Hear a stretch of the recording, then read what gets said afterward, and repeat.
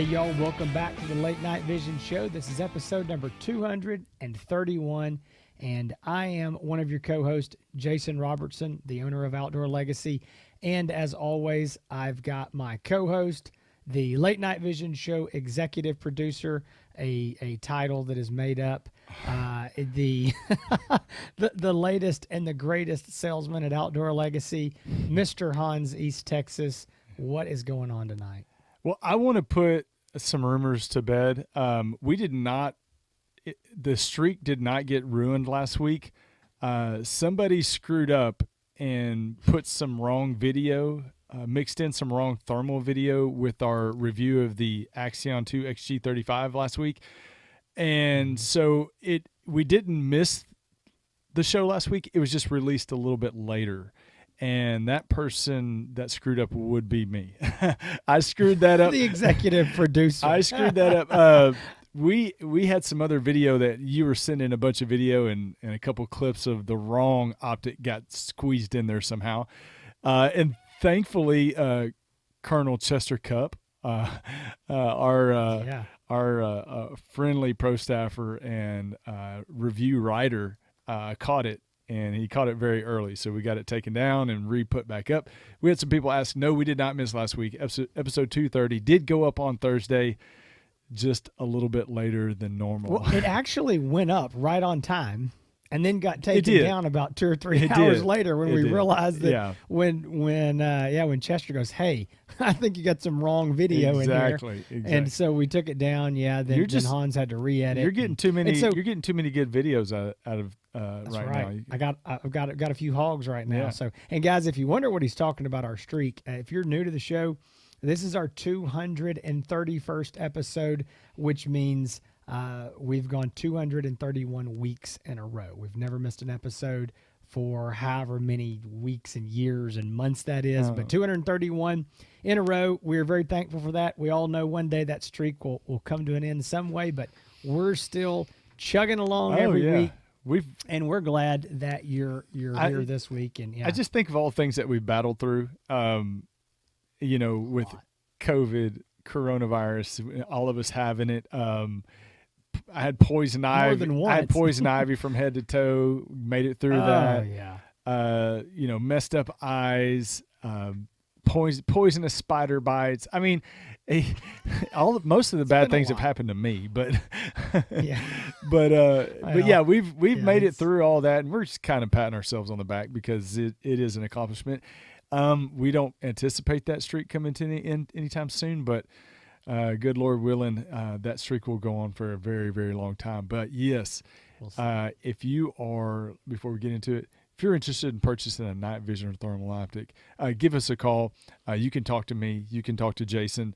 If you're trying to maneuver through the process, if you're trying to figure out what's going to be the best for you, folks, hunting season is here. I mean, this past weekend, Saturday, was the opening day of bow season here in Texas. This is my first shirt.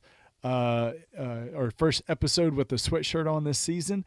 Everything I've been sweating away in t-shirts. I got my sweatshirt on, so very excited about that. But hunting season is getting in full swing. Got to get out there, knock those predators down, get those hogs off the feeders. This is the best time to do it. 877-350-1818. OutdoorLegacyGear.com. You can give us a call. And we've got a great show. This is a show that I'm very excited about. I'll let you introduce the topic, but probably one of the biggest frustration, especially from new thermal night vision hunters out there, especially thermal, but how to judge distance. Guys, I want to say something real quick. Just FYI, I'm still in short sleeves. Hans has on his sweatshirt, and I just looked, guys.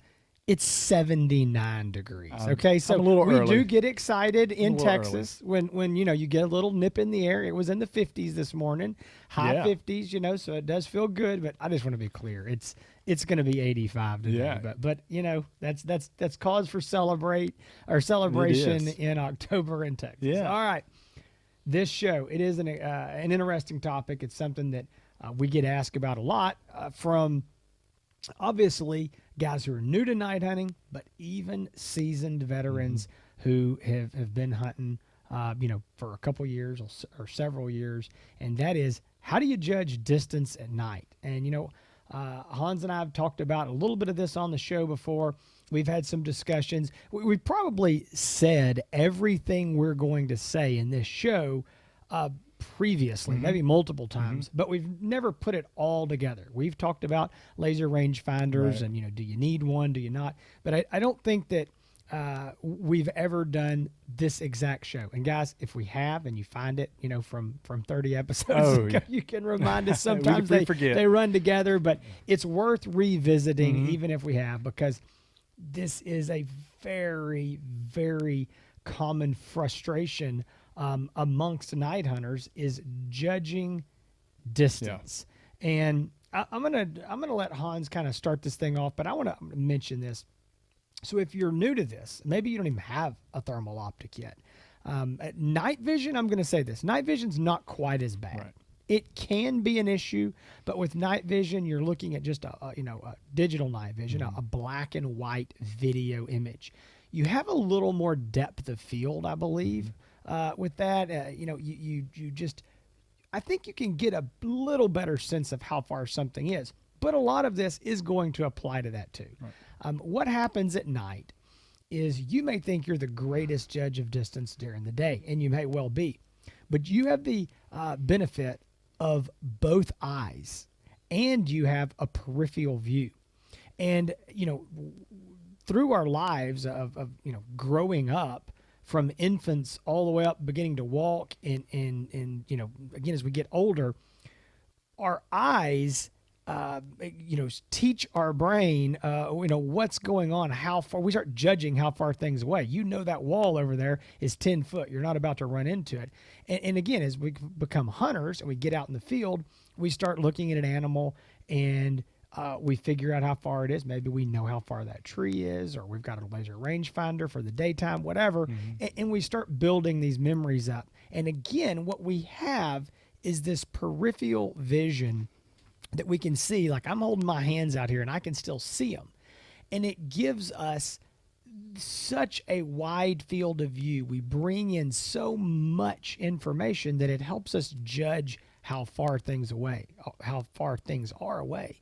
But when we go at night, what we've basically got now, we're looking through a scope, is we have one eye, and we don't have even 50% of our field of view. We only have the field of view that optic is giving us, which is much, much narrower than what one eye is going to give.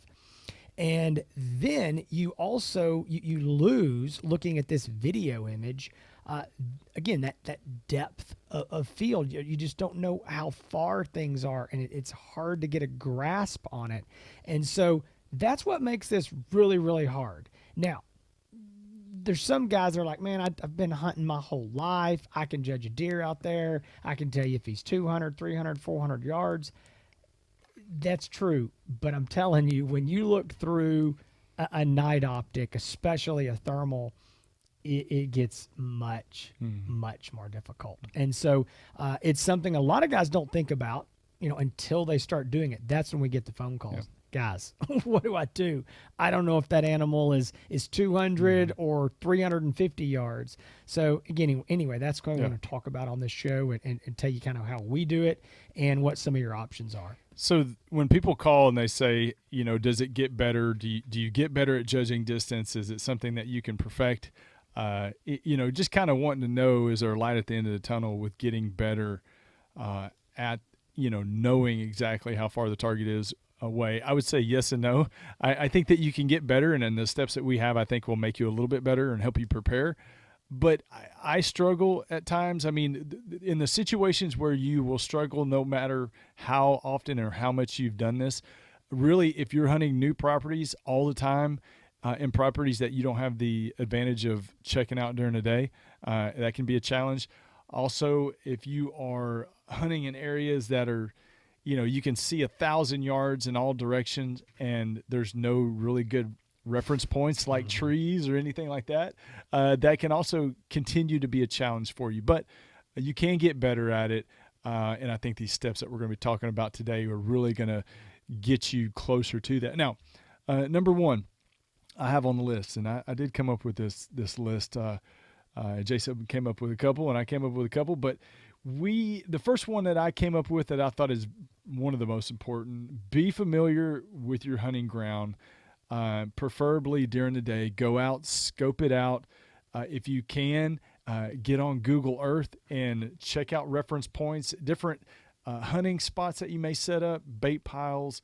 If you're calling coyotes and you make a stand where you possibly might have stands, get on Google Earth and range tree lines, trees, barns, whatever. If you can get some reference points, it really helps. But going during the day, getting the lay, like Jason said, being able to look out through both eyes, it really does a lot of good. If you can see it and get an idea during the day, okay, if I stand here, I know that tree line looks to be a couple hundred yards away or 300 or 400 yards away. But it really goes a long way in knowing what you're looking at. That's, again, the struggle that a lot of people have is when guys are hitting all these properties at night and they've never got a chance to see them during the day. So they don't know, they don't have a really good idea what the distance is. Now, I say that, go scope this stuff out during the day. I understand you can't always do that. And I say scope it out during the day if you can. But if you can, I definitely would suggest it. If you can't, you need to stay tuned for the other recommendations. But get Google Earth is your friend. Or I use an app that I pay for. It's called OnX. There's several of them out there where you can get, where you can do pull-up maps on the app or through Google Earth. You can do distance on there, measure distance. That I use that a lot. I mean, I use it a ton. It's a great tool for hunters. But more importantly, even if these are properties that you can't physically go to during the day, these are properties that you can pull up on your phone any time of the day.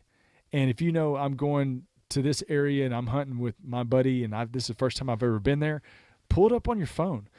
Do some measuring on the phone before you get there. I'm telling you, it seems funny, but it'll go a long way in helping you get more familiar in situations where you're new to the property. So that's the number one thing I would definitely recommend doing for anybody.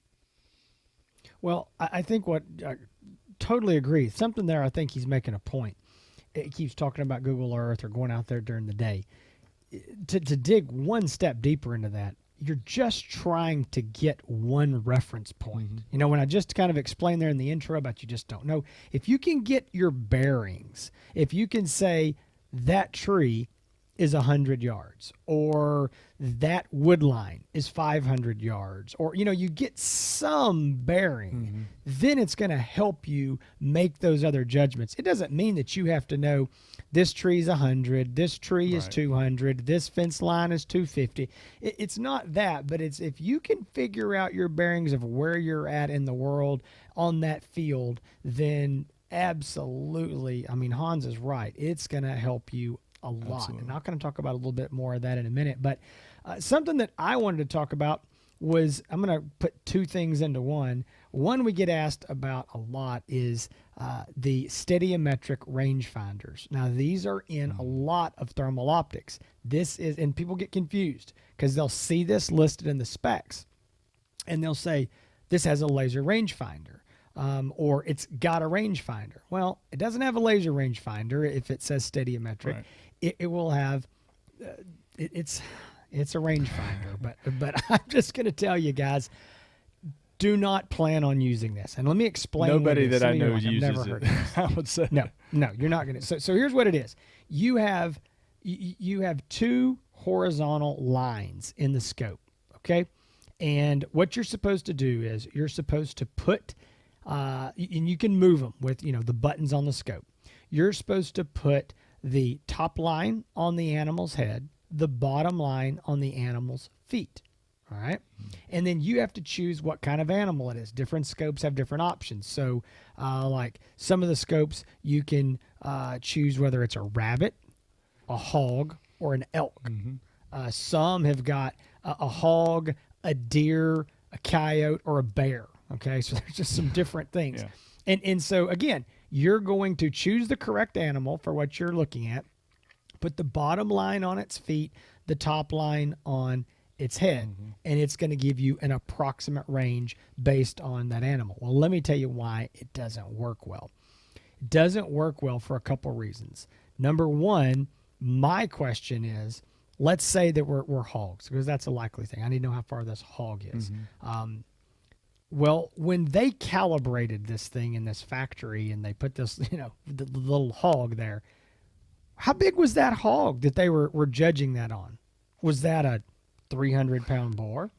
Was that a 200-pound sow? Was that a 100-pound hog? Was that a 25-pound shoat? I mean, what was this? I don't know. And so that's where, I mean, everybody that's hunted hogs knows they can be from this big to this big. So again, that's difficult. Same thing with coyotes. I mean, I see some guys killing some very big coyotes up north, way bigger than what we're used to down here in Texas and a lot of the South. I mean, literally, they're twice the size of our coyotes. So again, when in every click that you change these changes the yardages, and it can be a good amount. I mean, all right, second problem with these. When I'm looking out there, if I can clearly see this animal's feet and this animal's head, he's probably close enough that I don't need a rangefinder. But when he gets out there to the distance that I really need a rangefinder, let's say it's 250, 300 yards, now that animal is tiny in my screen. And deciding where are his feet and where are his top of his head is very difficult. And I mean, very difficult. And so going out and trying to use these rangefinders over the years on known distances, taking a laser rangefinder out there, maybe a thermal laser rangefinder, looking and going, okay, I know how far this deer is or this hog is, and then trying to make it match what the actual distance is, I can very rarely do it. And I know you're going to say, well, but if I can get close, sometimes you can be off 100 yards on these. So again, here's just to put a bow on this. A lot of optics have it. If you want to play with it, if you can make it where you feel like it works for you, go for it. I don't know anybody in all my years of doing this who has ever been able to, repeated accurately make those rangefinders work for them. Again, you may get it to work fine at 30, 40, 50, 100, 200 yards. You don't need a rangefinder for 200 yards. Who cares? It's when you're getting in those long distances, that's where it matters, and that's where it becomes hard. All right, so just taking that off. So next on my list here, I do want to talk about, in the same breath, is a reticle. So something that you need to do is pick a reticle, choose it, decide when you're on the range, decide when you're sitting in your house, with your scope off your rifle, just playing with the reticles. Decide a reticle that you like and stick to it and use that reticle. Doesn't mean you can't ever change, but if you change, stick to that one. And here's the reason. The more that you go out and you use a known reticle and you start looking at animals, and you maybe you're on a place tonight, the distances. Now it's going to let you look at that animal and go, okay, I know he's 100 yards or 200 or whatever it is. And you can look at the size of that animal in relation to the size of the reticle. And again, it's not exact, it's not science, but it does help you get an idea of how far away that animal is by judging the size of it against your reticle, which again, is not changing from tonight till tomorrow night. The distance, the size of the animal might, but it gives you some idea. It's not exact because it could be the same thing as our steadiometric rangefinder, where is that a 25-pound coyote or a 50-pound coyote? So the same thing can happen. The hash marks on your reticle, won't change, but the size of the animal does. But again, it gives you some idea of an approximate range of how far that animal is. And when I say approximate range, I'm not normally trying to judge it. I'm trying to say, is he close enough or is he too far? I'm not saying, is he 225 or is he 235? I'm saying too close, too far, because I kind of know where my distances is, and where I'm comfortable with my rifle. Yep. So that's my 2 So cents. I would say the next one, and those are great points, Jason, with the stereometric rangefinder, which again is probably very underused in most digital scopes. But I would say the reticle choice too is important. Now, with all that being said, as well, hunting a lot is important. Just practicing, getting out there. Again, the people that have the biggest struggle with this are people that are new to night hunting. The more that you hunt, the more you do it, the more you're in the field. Looking through your scope, you're going to get a lot better at it. I mean, I promise you, it takes a little bit of time, but it's not an endless venture into trying to learn something like learning a new language or anything like that. But you being out there in the field, hunting, whether you're out coyote hunting, hog hunting, or if you're just practicing on the bench, or if you're shooting at different targets from a bench, seated position, just any type of practice, the more you do it, like anything else, you're going to get better at it.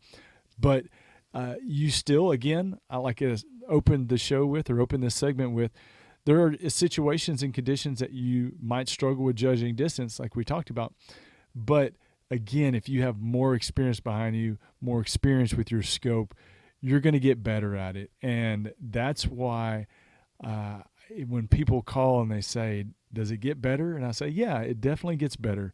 You'll get better at doing it, and you will be effective enough to judge the distance close enough that you're going to be able to make a good shot. So get out there, hunt, practice, target shoot, whatever you can do.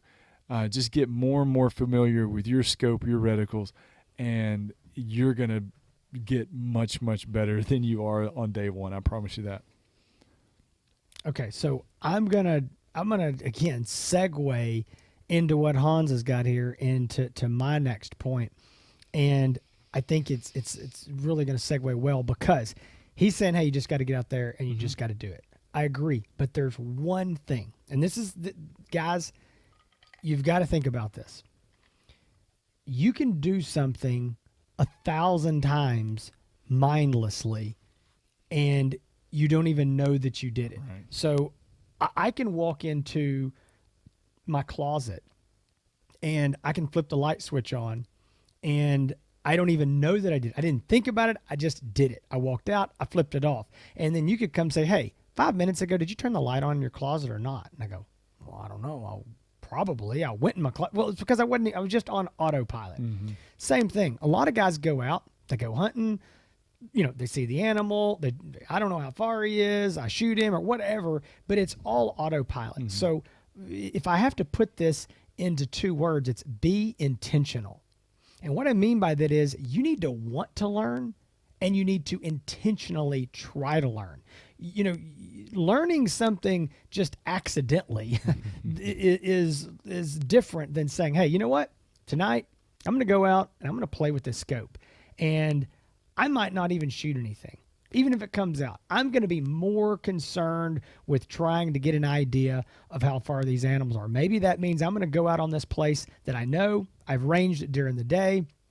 That tree's 200, that wood line is 400, whatever it is. I've got 2 or 3 landmarks. So if anything comes out, deer, hog, coyote, whatever it is, I'm going to be able to kind of know how far he is just based on my landmarks. Now I'm going to look through my scope, and I'm going to say, I know that coyote is between 250 and 300 yards. All right, now let's really look at my reticle. Let's really try to memorize how big is that animal. And so it's being intentional.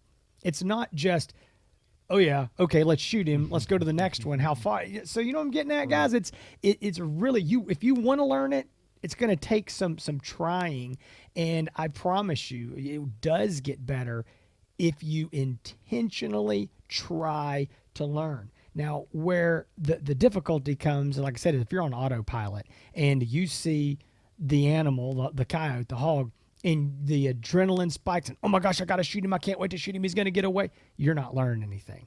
You're not. You are on an adrenaline rush trying to kill the animal. So you got to calm yourself down. And again, be willing to say, I don't have to kill this one tonight. I need to use him as my target to see how far and to learn and to get better so that I do a better job on the next 100 that I kill. So anyway, just something to think about there. And the other thing is you need to figure out kind of, what your caliber is, whatever that is. And you need to study it. If you're wanting to shoot longer range, and I'm going to say longer range is over 200 yards, you need to know what that caliber is capable of and what the ballistics are. How much are you dropping out between 200 and 250, between 250 and 300? There are a lot of guys who want to shoot 250, 350 yards. But if you ask them and say, how much does your rifle, does your bullet drop on that caliber between 250 and 300, they don't have a clue. They don't know if it's 2 inches or 8 inches. Well, that's a problem. You've got to know your caliber if you want to shoot these long ranges. Now, I'm going to tell you this. If you ask me what my drop is between 250 and 300, I can't tell you because I don't shoot that far. It's not, I'm not comfortable with it. So it doesn't matter to me. But if you're wanting to take these longer shots, you don't have to just know your scope. You need to know your caliber. That's very important. You can't know what your holdover is if you don't know what the drop is. You've got to know that. So know your caliber. Yeah. And I think that what I try to explain to most guys is this. I would say the majority of people that call, and I say, reasonably normal night of hunting, how far are you going to be shooting? Mm-hmm. Most guys say 200 yards or less. And man, I love it when I hear that because that's easy. All right. That's not a problem. Some guys say, man, I want to shoot 300 or I've got to shoot 350 or whatever that is. Like, okay, now we've got to get a little more specific. We've got to look for a scope that fits that better. But if you're going to mostly shoot under 200, which is me, all right, I'm going to shoot mostly probably under 100. But if, you're coyote hunting, you're going to get out there in some times where you're going to have to take a 200-yard shot. You can't get those dogs any closer, or maybe you're hunting predators, bobcats, that sort of thing, and they're going to hang up.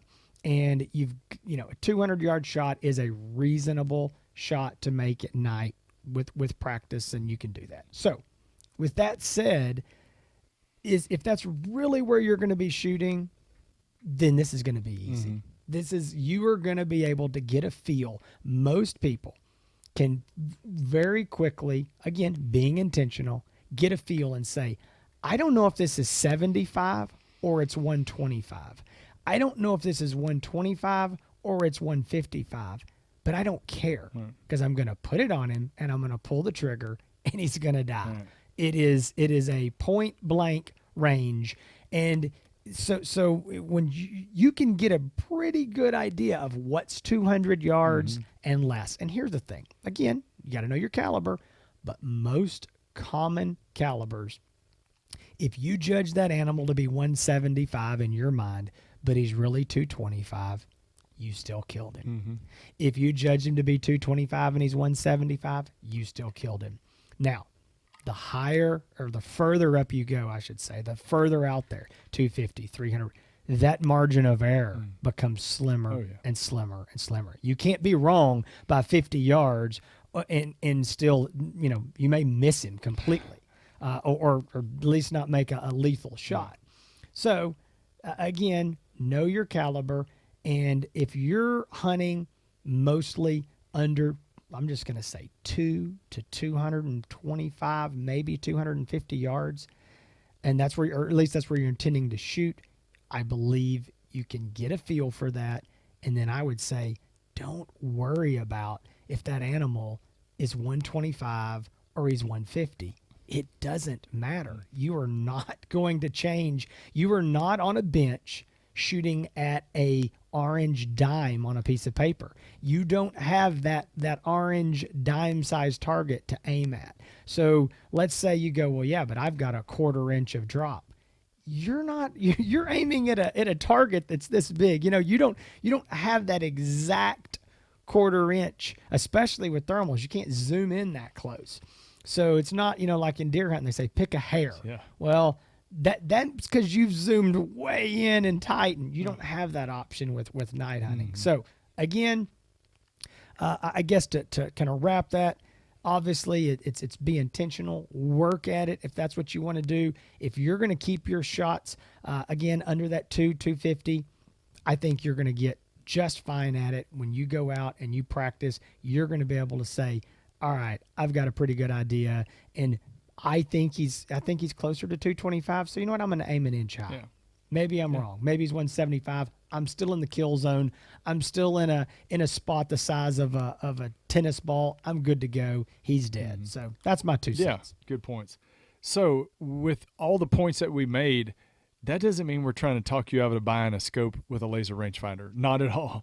We are trying to help you get better at judging distance. But if you have listened to the previous 4 points and you're saying to yourself, this still is not going to work for me. I've got to I'm the type of person, I got to know exactly what the range is because I feel OCD and I get sometimes about that on different things. But if you feel like you've got to know the exact range to help your self-confidence, or if you're hunting areas that are, again, completely wide open, no reference points, there's a lot of you out there that have many of these conditions that would make you a good candidate for a laser rangefinder scope. But again, we want to make sure that we put you in an optic that's best for you, that's going to do everything you need it to do, but also be in your budget. Now, if you want to know the exact range, if it helps your confidence, if you're hunting in areas that there's not a lot of reference points, get an optic with a laser rangefinder. There are a lot of good ones out there. It seems like a growing number of optics. It was when somebody said they wanted a scope with a laser rangefinder, it was like, okay, here are your 2 options. But A or B. But now, I mean, A or B. It's becoming a more and more popular feature. More and more scopes are coming out with it. Pulsar, iRay,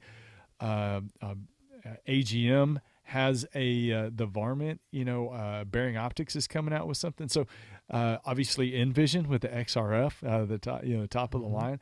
Every manufacturer that we deal with does have a laser rangefinder unit, or they're coming out with one very soon. So there are a lot more options now than there ever has been. Laser rangefinders are a very, very good tool. It's very nice to have. It does add, in some cases, a little bit of an expense to the thermal optic because of that feature being added on.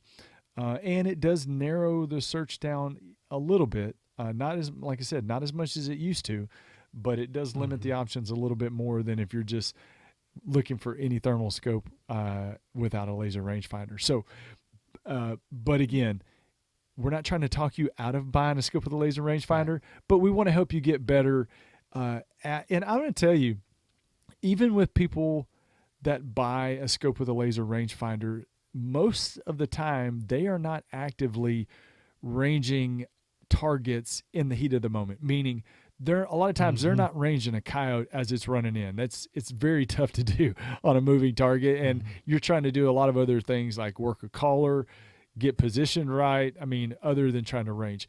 What most people use a laser rangefinder is ranging reference points while you're there at the property before you start calling or before you walk out to start shooting hogs or whatever. They're really just ranging reference points beforehand, or during the day, taking your scope out during the day and ranging a property. That's a lot of the cases that they're using it, not necessarily in the heat of the moment when a coyote's running in. Laser rangefinders, again, are very nice to have, very good tool to have. More scopes than ever are coming out with that option. But again, adds a little bit of an expense, and your selection is a little bit more limited.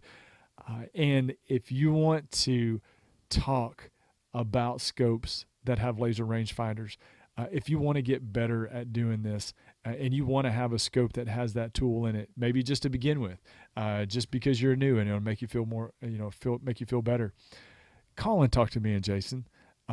We're here all day long taking phone calls. We got a stack of phone calls right now of people. I'm getting nervous. Of people that are waiting for us to call them while we're taping this show, that want to get some advice before they purchase. You can call us 877-350-1818, outdoorlegacygear.com. These techniques and strategies are, I'm not going to say they're, the silver bullet, but they will help you get better. And I want you to know that when you do get into this hobby, which night hunting is definitely a hobby, and it's a very addictive hobby, that you're going to get better just like anything else. Just like shooting free throws in basketball. If you start out day one and you're terrible, and then, you do that for 3 weeks in a row every day, and, you're hitting 80% of your shots. So just like anything else, the more you do it, the better you're going to get it. But we want to talk to you. If you're looking to buy a scope, call us. We want to know how to help you. We're going to help you, and we're going to do everything we can to make sure. We want your business. We do want your business. I mean, we absolutely, we're giving you this service right here. We're giving it to everybody. We know that. I mean, we're giving this to anybody that wants it. Free advice. Some people say it's not valuable, and that's fine. They can click off. Some guys think it's very valuable, and we hope that then you'll take the next step and, give us your business. Like Hans said, call us. We'll be glad to talk to you, walk you through whatever will or won't work. Maybe you need a laser rangefinder. Maybe you don't. You're not sure. You tell us the situation. We can help you out, and then we can help you get into the right optic that is right for you. And I'm going to tell you, and you may be like, oh gosh, don't go off on this rant. But if you are, if you're looking for an optic and you're dealing with dealers that say, message me on Facebook or email me, but they don't want to give you a phone number and you can't call them, do business with a dealer that you can call, whether it's us, whether it's a reputable company. Sure. Speak with people that you can call on the phone that are using these optics, and they're just not an operator there taking an order. That's most important when deciding on an optic. Anyway, so if you want to find more information about this kind of stuff, go check out the past 230 episodes of the Late Night Vision Show on the Late Night Vision Show. Don't go watch all those. You'll be in the net house. TheLateNightVisionShow.com. All of our episodes are on YouTube. I mean, if you're listening on iTunes or Google Play, if you're watching on Spotify, on Facebook, thank you so much. We really appreciate it. The audience is growing, continues to grow like crazy. And I'd say 95% of the people that call us on the phone say they watch the show. And that's a great feeling to know that we're reaching so many people, and so many people are being proactive about calling us. If you want to find more about Outdoor Legacy, again, outdoorlegacygear.com. You can find Outdoor Legacy on Facebook, on Instagram, on YouTube. Go check them out over there. If you want to find me on YouTube, you can find me at Hans ETX. Put a bunch of hunting videos over there, a bunch of reviews, and also on Instagram, Hans ETX. I think that's it. I don't think I forgot anything. All right, guys. Good. Hey, listen, we appreciate y'all watching the show. Hope it was helpful. Again, like Hans said, if you're looking for a thermal optic, you need help making that decision on what to purchase, call Hans and I. We're always glad to help. We would love to have your business. Again, 877-350-1818 or outdoorlegacygear.com. Guys, between now and next week, we hope to see y'all back again, but between now and then, y'all stay safe in the fields and keep making those bacon pancakes.